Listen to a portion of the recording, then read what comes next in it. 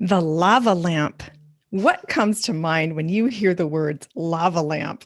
All kinds of things. And tonight on Writer Talks, you get to meet writer Camille Gazoul, who wrote a story called The Lava Lamp. And it's a winning short story here at Two Sisters Writing and Publishing, and it will be published in one of our international anthologies. So I'm Elizabeth Ann Atkins, and every week I interview the winners of our short story contests. And today it's Camille Gazoul coming to us live from Texas. Hi, Camille. Hello, thank you for having me. You're welcome. It's so fun talking to you. Turns out we're from the same place. We Grosse Pointe, Michigan, and you also went to University of Michigan. So we Yep. have a lot in common, we've just discovered. And we both love writing. So Camille, let's talk about your story, The Lava Lamp, and what Okay. inspired it.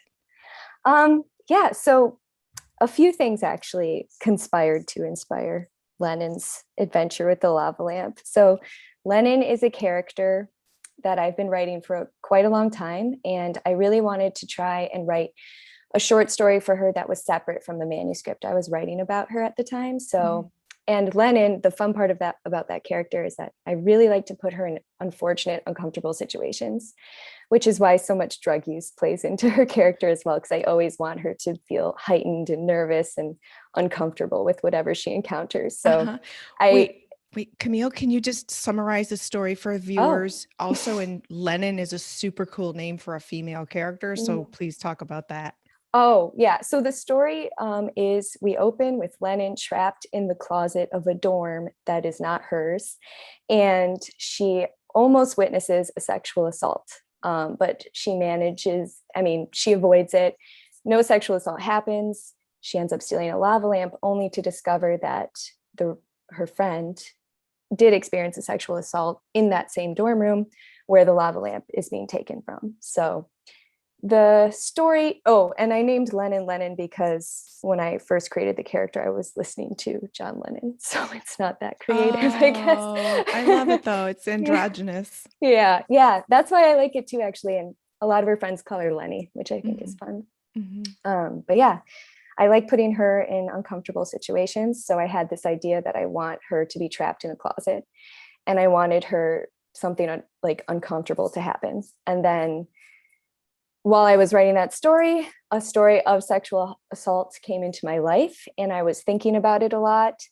And I just was kind of preoccupied with the many different ways that we talk about stuff like that, the different stories that we tell, the different perspectives, and how in the retelling of it, it changes a lot. So that's why there are so many people involved in this story, even though it's quite short. It's because there are many different ideas of what's going on. So can you talk about what is the symbolism of the lava lamp with such a grave topic? Because the lava lamp, it seems like a fun thing, but then it's like, wow, but she's clinging to it during that scary moment. So Yeah. is it to provide some lightness to a very grave situation? Oh, I like that a lot. I don't think that was really my intention with it, but I think that that's really apt. I suppose my reasoning for it was because it was her friend's lava lamp, and she really wanted to return it to her friend. And a lava lamp is super whimsical. It's very fun, and it's something that it has a lot of personality to it. Not a lot of people have lava lamps. So I thought maybe the idea that this guy had taken her lava lamp and Lennon was returning it to her was really valuable, because it's kind of like taking back this artistic, interesting piece of your friend that might have been taken from her. Oh, wow. This is powerful. So we were both students at University of Michigan, and I was a reporter at the Michigan Daily, and I covered women's issues. So I was always covering that topic. There was always someone lurking, attacking women. It was terrifying. And it was a very real consciousness at all times on Absolutely. campus. And it's infuriating that we had to walk around with that. Yeah. And that's another thing about this story is that, like, at U of M, sexual assault is such a problem. And also, it's just being in the college environment, sex is so prominent. It's everywhere. So it's kind of like, how can you avoid something if you have trauma related to it, or if it's just so pervasive in our society that you literally can't turn on the TV without seeing it? And it's not unique to U of M. It's not unique No. to University of Michigan at all. It's prevalent on college campuses, period, unfortunately, Yeah. and in academies. And it's just a major problem. So writing about it, Camille, what is the mission of writing about it? Well, I think my mission always when I'm writing specifically about Lenin is that I really want to show some like really good female friendships always.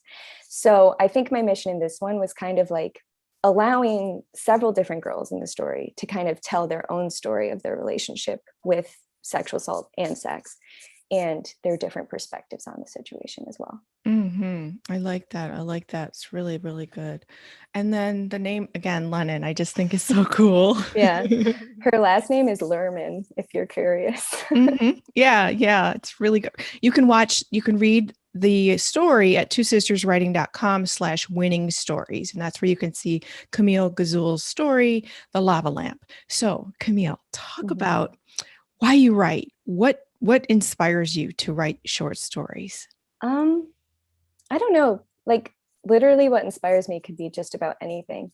I find that, whatever interests me, it could be something really silly. Like I told you earlier, sleepwalking has been on my mind lately. So I would like to write a story about sleepwalking. In the past, I've been inspired by like weird stories my friends tell me, historical events that I find interesting, stuff like that. But I don't know why I write. I've just always written and I don't want to stop. I love it. I love it. So you have a degree in Anthropology. Anthropology, which is, can you explain what that means? Anthropology is the cultural study of humans. Of course, there's evolutionary anthropology, which I did for a while, which studies evolution, obviously, and primates. And there's archaeology, which I also did. But cultural anthropology is really what captured me, I think, in the end. And your minor's in creative writing.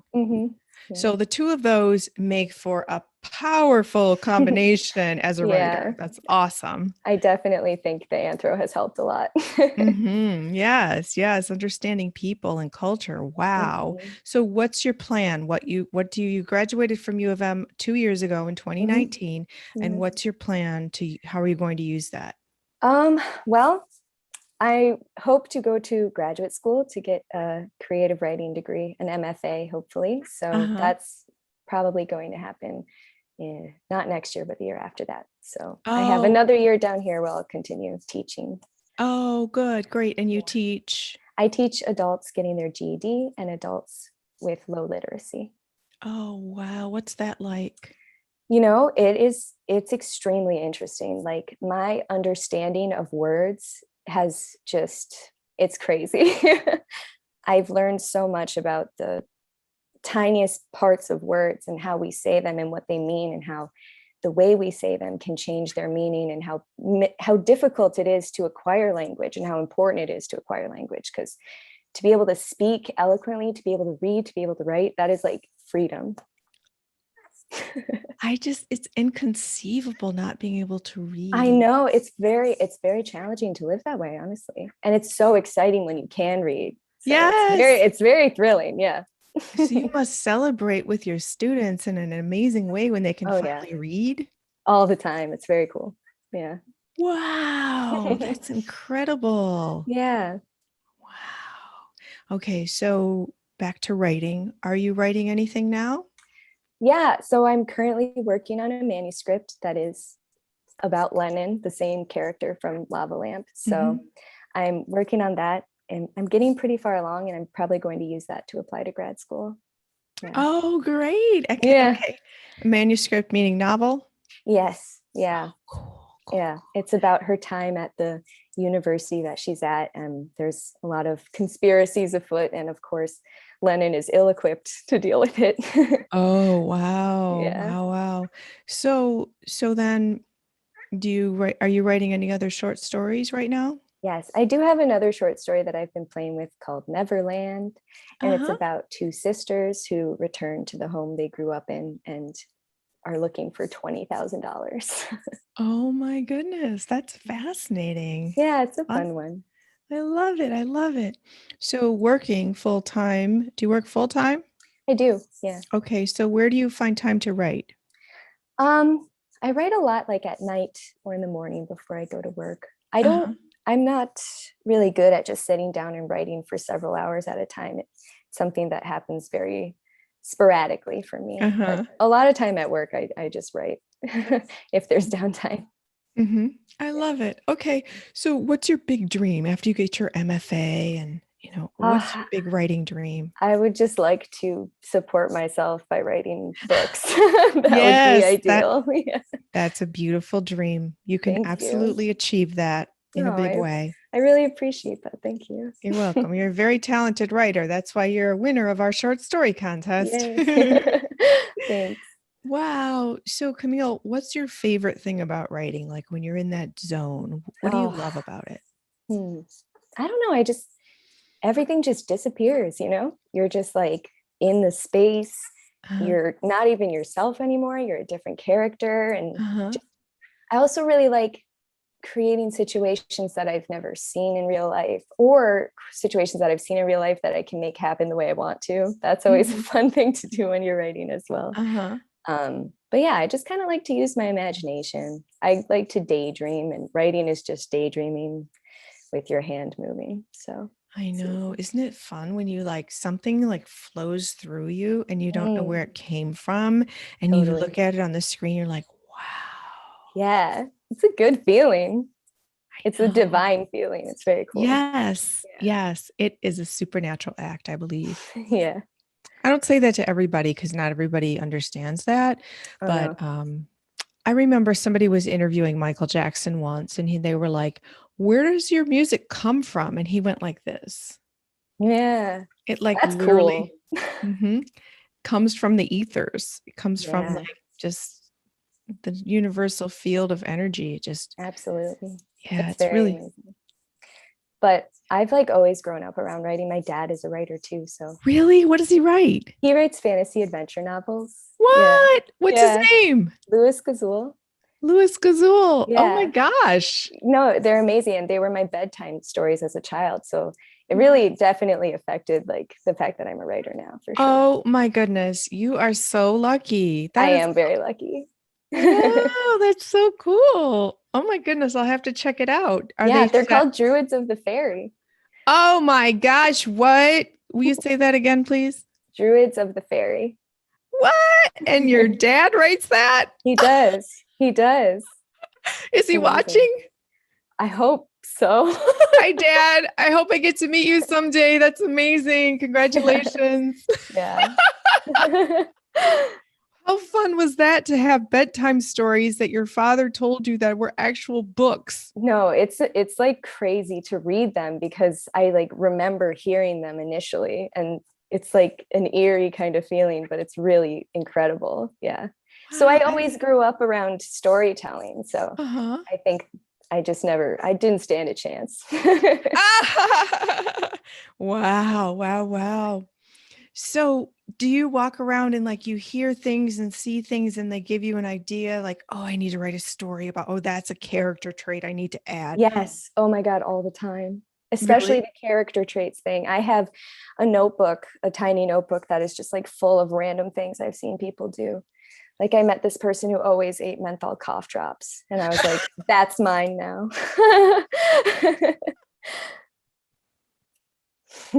That is hilarious. Yeah. Wow. So writers notice stuff like that other people don't always notice, those little quirky things. Yes. Yeah.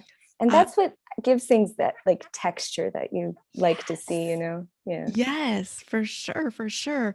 So are you tell me if this describes how you feel. When I get on an airplane or in the airport or a crowded place, I'm so curious about where's everybody going? And my mind starts to spin little stories about. Yeah. Do you do that? Absolutely. All the time. I play games with my friends, when we're sitting somewhere, people watching, I'm like, oh, who's this guy? And we come up with a whole lifeline for him. What is his motivation? It's very fun. That's awesome. Yeah. That's so cool. I do it at the grocery store too. Sometimes it's like there's this storyteller in my head and I can't shut it off. I'm Oh trying to go yeah. find the apples and the story is starting to spin about the guy over by the bananas. No, I get that. Or like when you're checking out and someone has like a weird assortment of items, that'll just torture me for days. I it's very hard to focus at the grocery store. Oh my gosh. And don't let them be talking on their cell phone with like a No. personal conversation. Because then you really get, your mind just goes whoosh. Yeah. Yeah. In fact, as a book coach, I always encourage my students to just tune in to people in the grocery store line or Mhm. wherever they are in public on their phone, because in dialogue and writing dialogue that's authentic, it helps to listen to a wide variety of people to hear their rhythm and their punctuation. And everybody Yeah. has their own little words, like, could be a cuss word, or they could say like all the time, or you know what I Mm. mean? And that distinguishes their dialogue to the point that the reader doesn't even have to see he said, she said. We just know who's talking because That's really great advice. Yeah, that's cool. Mhm. I'm gonna start doing Yeah, and that. just listen to the people you know, because I'm sure Yeah. your family members, your colleagues, your students, they all have a unique rhythm Mm. and words that they select from. So true. And it's so familiar, you know. Mhm. Mm. I was recently with a friend and I haven't seen them. I was with two friends. I haven't seen them in a very long time. And I forgot what their cadence was. And just Mhm. being back in that rhythm it was really cool because it like came Uh-huh. back instantly, but I had forgotten it. So Uh-huh. interesting. It is, isn't it? And then when you write about it, wrapping words around things like that can be very challenging. Like, how do you describe someone's voice without going to all those same deep tenor, just the Mhm. same things everybody said 10,000 times already? How do you wrap words around the emotion of love or the emotion of hate? How do you describe it? How do you do that? How do I do that? Mhm. That I honestly, I don't think I have perfected that at all. Oh. I think that's something that's very challenging for me because I find a lot of the times my stories are quite vague. That's always the problem I have, is that I'm always like, I wish this bit wasn't so vague. I wish I could convey exactly what I feel in my head in this way. And it's very hard. I think when I wrote this story, I was trying to imagine like, what's the randomest thing I could use to connect this idea? Like, Oh. if I could like really feel something out with that, what could Uh-huh. I do? And like, I use metaphors a lot, I think. I wrote this I wrote this other story about this girl who's like alone in a house, a beach house, and she's grieving the loss of a friend. um, and I used a dead goose to kind of get those feelings out of her, I guess. I was like, I need something to really die in front of her. So I did that because I'm not Wow. so good at, just ruminating on things. I think I have Mm. to have a lot of action. Mhm, mhm. Yeah. Metaphors rock Yeah, they do. because they let you say so much. That's why the Mhm. lava lamp is so fascinating to me, because when you stop and watch it, first of all, you have to plug it in. Mhm. Second of all, you're just wondering, what is that stuff? What are those blobs made of and why do they float and like glom together? It's Yeah. just so if you think about life and what does that symbolize? Like, we're Mhm. moving through life and we glom into this and that, and then we change shape, and then we're always going up and down, and you Yeah. know what I mean? And they're different colors. Yeah. And lava lamps are very meditative as well. Like you have to pay attention to a lava lamp to fully experience it, you Mm-hmm. know. Mm-hmm. And you have to wait for it to heat up before you can even see the bubbling happen. You have to wait Oh, for it to melt and separate, and then it all rises in this one giant like glop, and the light in the room changes because the light bulb is released. You can tell oh, I've watched a lava lamp I quite a love few it. times. I hope But so. it's such a unusual thing. It's not a thing you see often. And when you do see it, you desperately want to interact with it because, like, how fun is a lava lamp? I know, I know. And Yeah. they were really popular in the 70s, way before you were born. So Hmm. when I hear lava lamp, I think 70s, or yeah, 70s. And Yeah, it was like kind of a psychedelic thing, totally. Yeah. So it just has, Lennon is kind of a hippie. Oh, right. she Yeah. is into that type of stuff. So Uh-huh. that Uh-huh. was also one of the reasons I'm like, what is something Lennon would definitely have in her dorm? Oh, I love it. I love it. I love it. And then when you get to college, you go through these phases. Like even Yeah. if you weren't a hippie before, sometimes you just love that feeling of, you know, the whole Yeah. thing. Yeah. Yeah. You try on new skins in college. Yeah. Thank you for saying it better than me. I was just agreeing. Trying on new skins. That's Yeah. awesome. Yeah. So here's another question. Experiencing different regions, like you left the Midwest and now you're in the Southwest. Is Texas Southwest or the South? We're just the South. South? Okay. Yeah. And also a different climate because Oh yeah. Michigan, well, Texas didn't used to have a snow, but This year, I swear. So many weird weather things this year. so you left a different climate where we have 4 distinct seasons, and then you Mhm. went to a hot southern state. People Yes. talk differently, the food is Yeah. different, the climate, the dry, so what's that like for you? What's the adjustment? Oh, it's a pleasure. I mean, the thing about the Austin is that it never isn't summer, except for this weird winter thing, which Right, isn't right, right. normal. Yeah. But because of COVID, and then I moved, and then it seemed like winter would never come. It felt like I had the longest summer in the world. Like my summer What? lasted like 6 months. Oh my So gosh. it was weird, and it definitely screwed with my sense of timing, because when you live somewhere that's has 4 seasons your whole life, you're definitely like clued into that, like your body moves with it for sure. So I was kind of like waiting for fall, and it never Oh, came. So it was kind of weird. But I didn't have to scrape my car of snow, so oh I'm my fine with gosh, it. I know. It's such a bummer when Yeah, it's demoralizing. it is. It is. Oh my goodness. Wow. So as a writer though, now you're experiencing a new region, a new climate, different people. Has Mhm. that been good Yeah. fodder for your creativity? So much so. I've learned so much just by talking to people and exploring a new place. I think it's really important for artists to travel and to experience things and learn from others. So Mhm. it's been really wonderful. And Mhm. one of my coworkers has a really great Louisiana accent. So that's so fun for me. Oh, wow. Yeah. I love it. See, Mhm. it's all great, great. Catherine and I always say when we've had different jobs over the years that it's paid research because you're there to do a job and you're getting paid for it, but you're meeting all kinds of people and having different Yes. experiences that someday you can draw upon to Yeah. write from, write My with. friend and I talk about that all the time. You Yeah. do? Yeah. And it's Wow. true. Like every job I've had, I've kept in my back pocket. And actually, two of my published short stories are about jobs that I've had. So Mm. definitely useful. Yes, I love it. I love it. So, what's the most challenging thing about writing for you?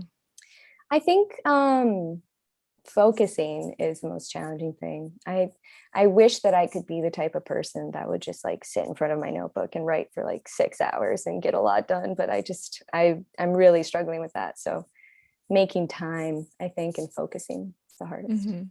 Mhm. So, you can just write for short stints. Does that work better for you? Like, Yeah, definitely. and even Yeah. set a timer and just Yeah. say, I'm just going to do this for even if like I interviewed a mom, she had kids, a house, a husband, a job, dogs. She said she sets the timer for 5 minutes just Oh, to do her really? writing for 5 minutes. Yeah. I was thinking I met a friend of mine. I bumped into them on the plane, and they're writing 3 pages a day. So I think I'm gonna try that next and see if that Mhm. clicks with me. Great. I love it. That's Yeah. awesome. That's awesome.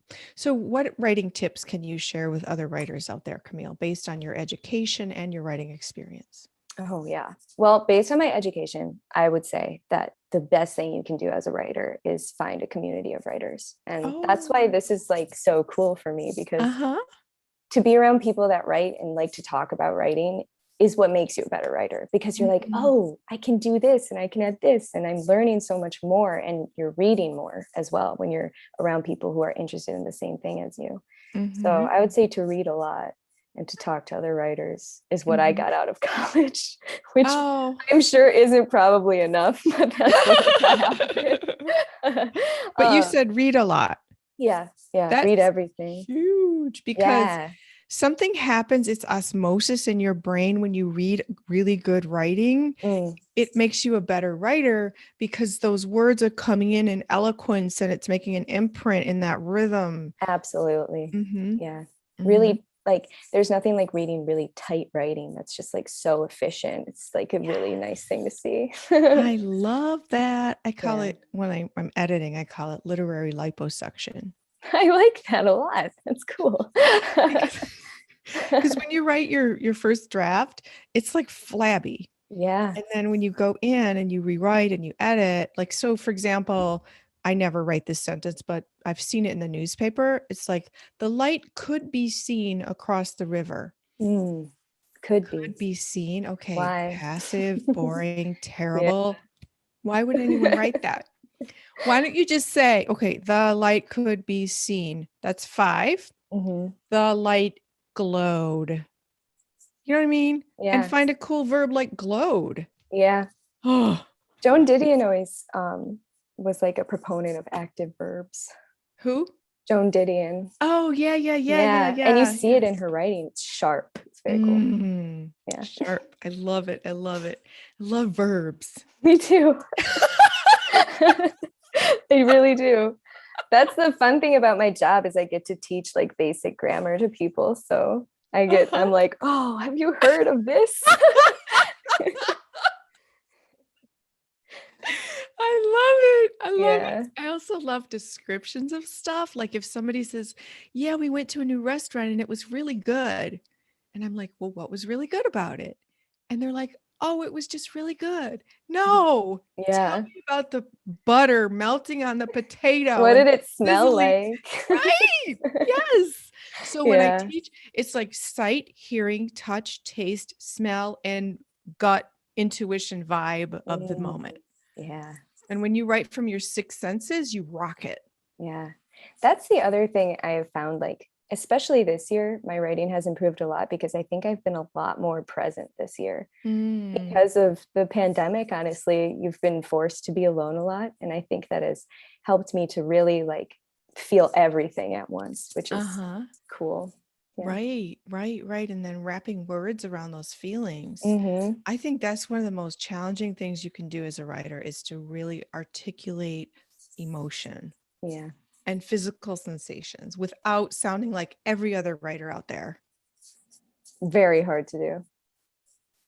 Yeah, but once you do it, you nail it. It's great, you know? It's a very good feeling when you've written something, you're like, I'm not sure I've ever seen that before. Yes. Oh my goodness, right. Yes. All right. So what else would you like to share that I didn't ask you about? Oh gosh, I don't really have anything else to share. I'm just like so delighted to be on here. This was really fun. Oh, thank you. Okay, then what's your favorite book? My favorite book?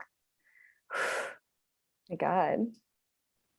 Or what's a book that just really, really made you pause and reflect and just really feel shifted? Yeah, I will say like a book that certainly changed my life was Invisible Man by Ralph Ellison.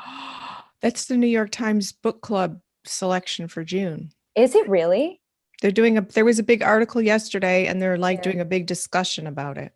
It's truly incredible. It's amazing. And it's biblical, but I think my favorite book of all time is probably Infinite Jest by David Foster Wallace. Oh, wow. Yeah. Wow. I really, really like that book a lot. What did you like? Now, that is someone who describes things like no one in the world will ever describe anything. Like he will tear apart an idea into a million pieces and you're just left like shattered. Like, what did that mean? It could mean anything. But I'm really into like postmodernism stuff. So not everyone likes that kind of work, but he builds worlds. It's almost like he's a fantasy writer, but he's writing just pure fiction, but he's created this universe, and everything you need to understand that universe is in that book. And it's beautiful and it's so honest. Yeah, it's very good. Yeah. Wow. Wow, what a beautiful way to express that. Yeah, I really enjoyed that book a lot. Hmm. And it's so heavy, you know, it's a big book. So when you're reading it, you're experiencing it physically as well as mentally. It's a real experience to read Infinite Jest. It's kind of a head trip. So I appreciate that. Wow. Wow. Okay, that's a punctuation mark. Wow, Camille, you're phenomenal. Oh, This is thank so you. fun. You're welcome. This was really fun. Thank you so much. I wish you the best. I hope you get into the MFA program of your choice. Oh, thank you so much. I hope that Lennon wakes you up in the middle of the night and says, you better finish this novel. Thank you. You're welcome. These are all really nice things to hear. Thank you. Yes, yes, yes. And I hope that you continue to enjoy Austin and your students, and you're giving them the gift of reading. Oh my gosh, there's no price tag you could put on that. That's amazing. Yes, thank you. And best of luck to you with your book coming out soon. Oh, thank you. Thank you. It's called The Bis Tribe, Activating Your Goddess Power, now available on twosisterswriting.com. And it's all about living your best life, being really empowered. And I made up my own genre. So I love that. I can't wait to read this book. It's awesome. All right, Camille, thank you. Thank you. Camille Gazoul, thank you for joining me on Writer Talks. I wish you the best. I hope you please keep in touch and let us know all your latest developments when you get into your MFA program.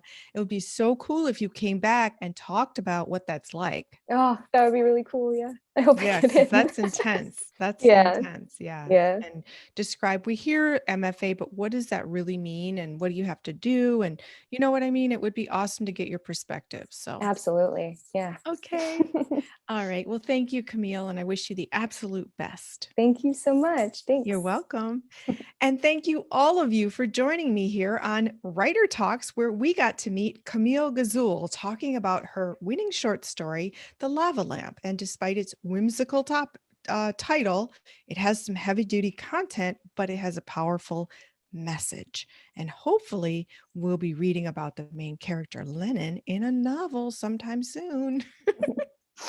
So go to twosisterswriting.com and check out Camille Gazoul's winning story, The Lava Lamp, in our winning stories section, and stay tuned for the anthology where she will be published amongst our international winners of our short stories every month. And if you're a short story writer, please enter our contest. It's June, so LGBTQ is the topic, but you can write anything you want. And we have many topics, so please go to the website and see what we're looking for. And it's pretty much anything goes because we want your diverse voices to be heard.